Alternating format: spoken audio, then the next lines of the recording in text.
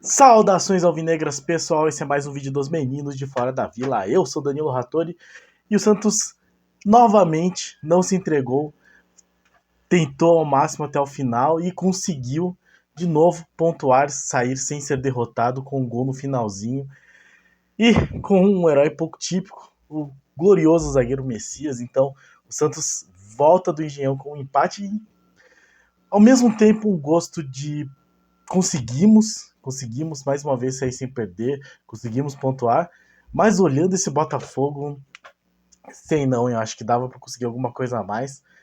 O importante é o Santos pontua, o Santos não diminui a sua colocação com relação a Vasco, continua aí na cola dos outros times que se mantêm próximos e, bom, ainda pode perder a posição para o Cruzeiro. Vamos ver o que acontece daqui a pouco. Acho que tá começando agora Cruzeiro e Goiás.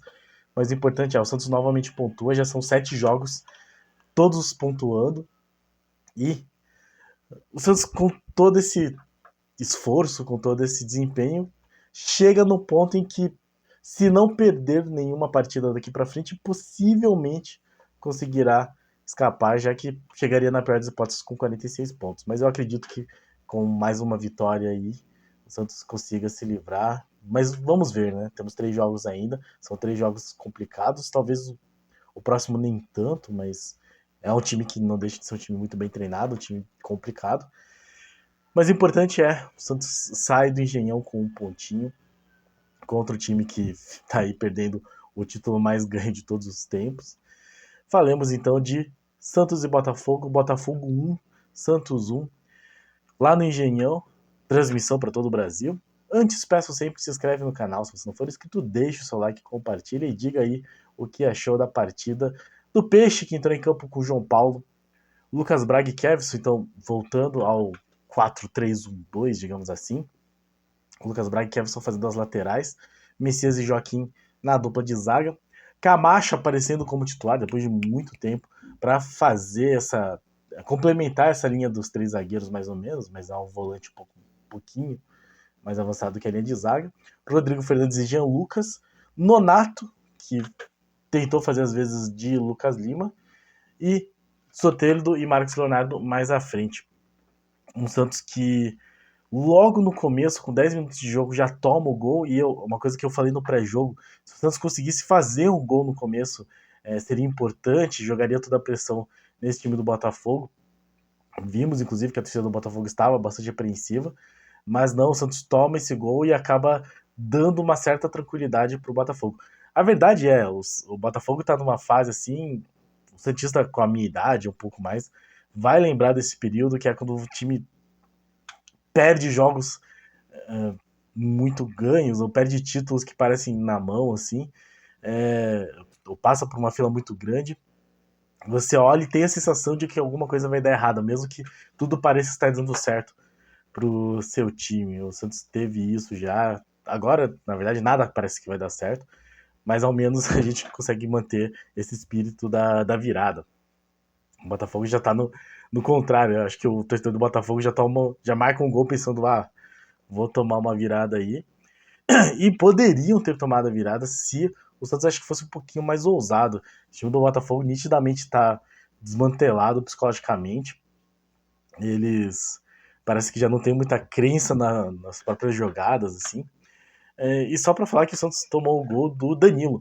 Se não me engano, o Tietchan também é Danilo, mas enfim, eu só para lembrar, uma coisa que eu sempre falo, o Santos tem que ter o Danilo. Se o Danilo aí, que parece que não vai renovar com a Juventus, traz o Danilo, faz o que der para trazer o Danilo aí, porque todos os times paulistas ganharam seu último título da Libertadores com o Danilo em campo. Então eu acho que, nome de craque, tem que trazer o Danilo. O Santos infelizmente tomou o gol do meu xará aí, mas foi pro intervalo dando muita bola pro Botafogo. Acho que esse era o esquema do Santos mesmo. Mas o Santos erra muito passe, impressionante. O Tomás Trincão faz muita falta nesse time, ele nem é um craque absurdo, mas faz muita falta nesse time porque o Santos errava muita jogada, errava muito passe. Inclusive, o cartão amarelo que o Santos tomou no primeiro tempo, logo aos 24 minutos, foi do Nonato, em um erro de passe dele mais avançado, que daria um contra-ataque pro Botafogo, Ele vai lá, tem que fazer a falta para matar a jogada. O Marcelo Fernandes, na minha opinião, de novo, demora para mexer no time, ele mexe só no intervalo, tirando o Nonato e o Camacho para colocar o Lucas Lima e o Maxi Silveira. Até acho que o time melhorou um pouco, mas continua errando bastante também. Mas teve alguns momentos bons do Lucas Lima. Inclusive, um dos lances interessantes foi uma bola que ele mete pro Marcos Leonardo, que o Marcos Leonardo tá impedido, mas foi pelo menos uma jogada de visão, uma tentativa de jogada mais ofensiva, mais aguda. Foi um lampejo de Lucas Lima. Mais pra frente, o Marcelo Fernandes tira o Kevson para colocar o Mendonça, então meio que abre mão aí da defesa. Mas o Botafogo ele nem ameaça tanto, assim. O Botafogo ele chega em alguns momentos, até com perigo.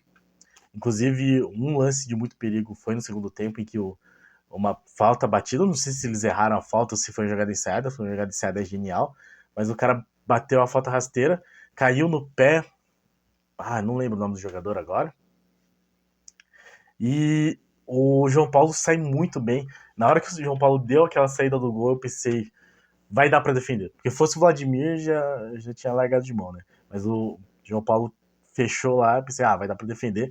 No rebote, o Botafogo ainda cabeceou em direção ao gol, e lá estava Messias, o nome iluminado dessa partida, para tirar a bola de cima da linha, uma jogada de bastante perigo.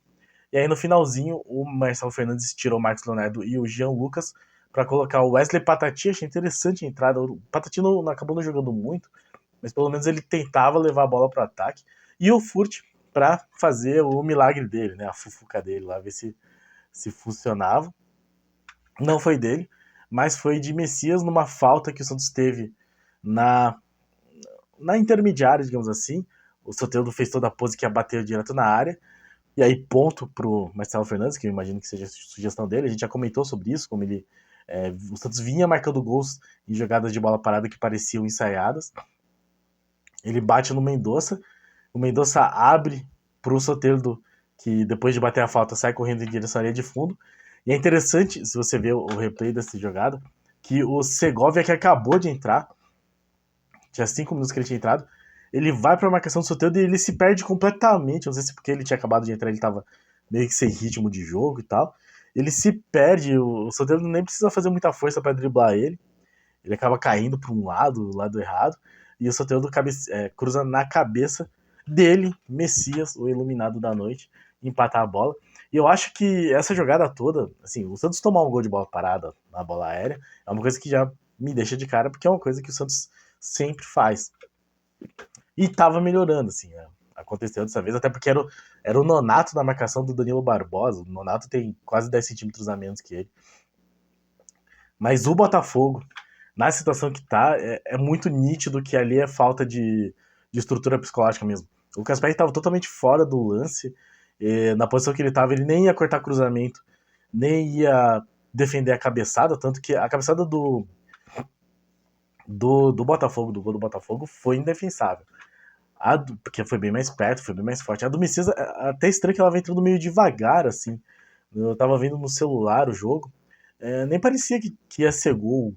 E aí acabou entrando, porque o Lucas Perry tava muito longe da bola. A hora que ele vai tentar defender, a bola já tinha passado. E aí eu acho que faltou um pouco do Santos ter essa ousadia de tentar atacar, de tentar jogada individual pelas laterais. Até uma bola que teve perigo, que foi uma finalização de longe, até acho que foi do Jean Lucas.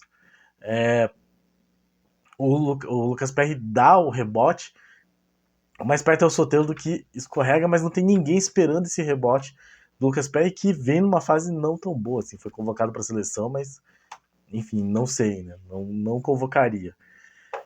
Muito mais o João Paulo. Então, com este resultado de empate, fim de jogo, eu acho que até se o Santos tivesse apertado, conseguia virar esse jogo no jeito que tava o Botafogo, porque é aquela coisa, o time tá perdendo, e aí a torcida já não sabe se vai o time adversário, se tenta apoiar o próprio time e tá com medo, assim.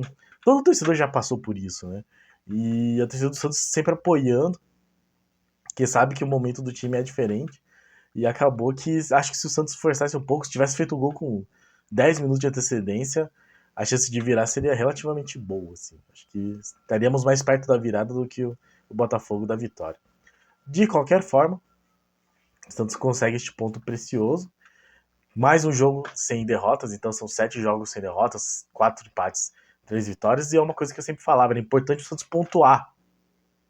O Santos que conseguiu vitórias fora de casa, mas mesmo que tenha empatado em casa é melhor do que perder. É óbvio, claro, mas assim, com isso o Santos conseguiu 4 pontos que já diminuem o desespero por mais uma vitória. Então são pontos muito importantes, esses que vêm de empate, é importante que o Santos continue pontuando. E quarta-feira, também conhecido como depois de amanhã, o Santos já enfrenta o Fluminense em casa. O Fluminense que não tem mais expectativas no campeonato. Já vi algumas postagens de torcedores do Fluminense falando entrega, vamos rebaixar o Vasco, enfim. Eu acho que o Fluminense tinha que ir com o Sub-15 mesmo, já ganhou a Libertadores, vai disputar o Mundial, não tem por que colocar time titular e tal. Vamos lá, ajuda nós nessa aí, seja o que for, né? Interessante que o Santos, no primeiro tempo, dividiu a posse de bola com o Botafogo, e no segundo teve mais posse de bola que o Botafogo. E é uma coisa que pro time do Santos normalmente não funciona tão bem. Assim. Então, no geral, o Santos teve mais posse de bola, muito pelo segundo tempo.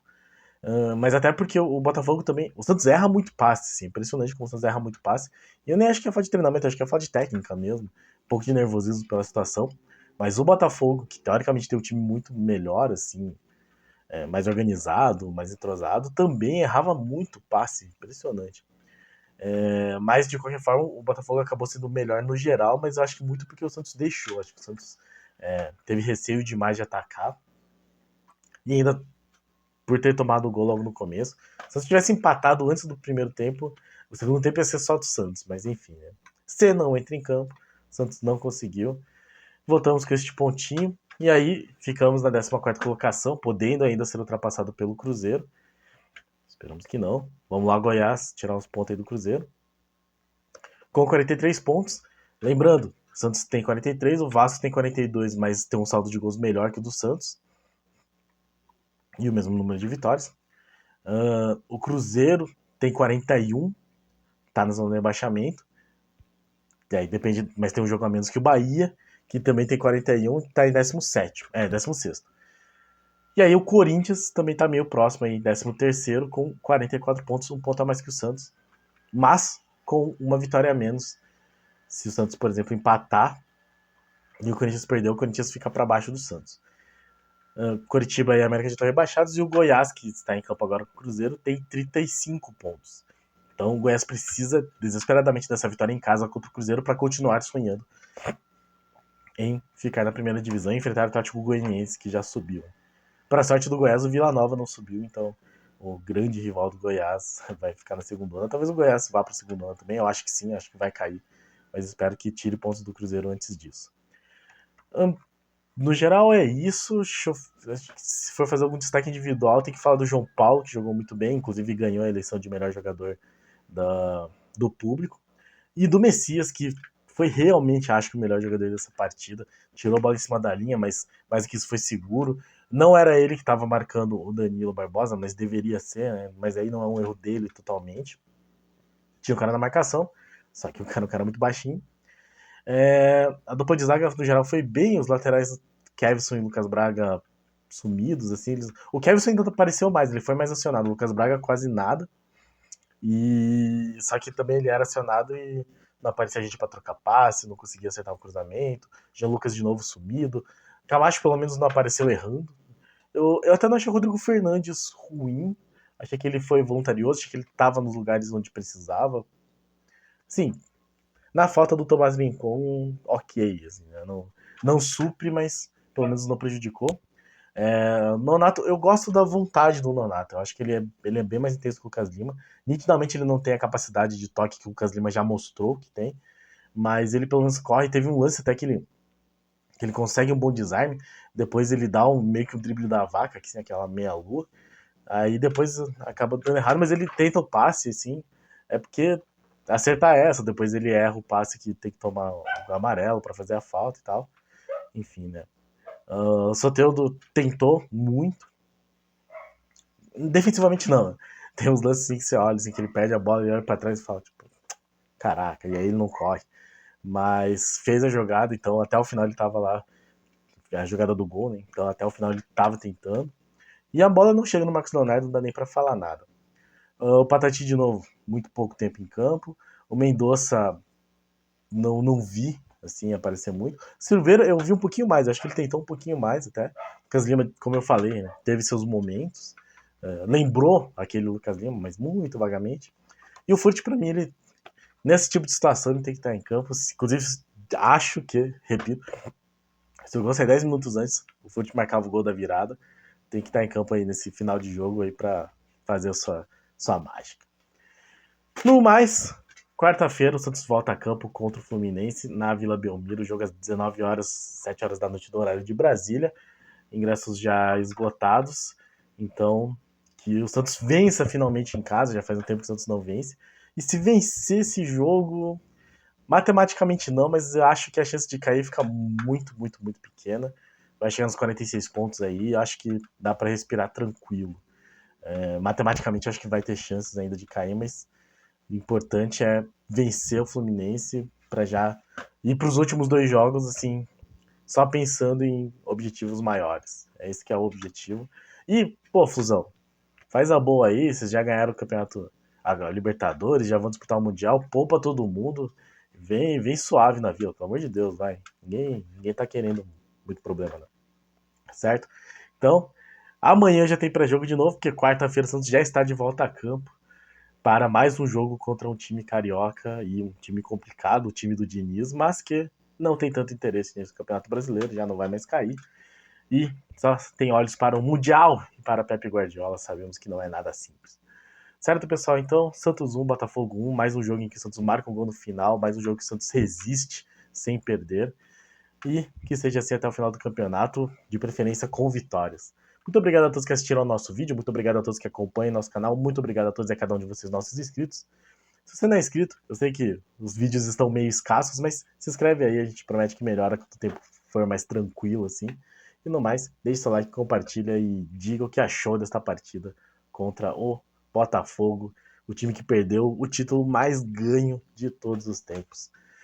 Obrigado a todos, pra cima deles, um abraço.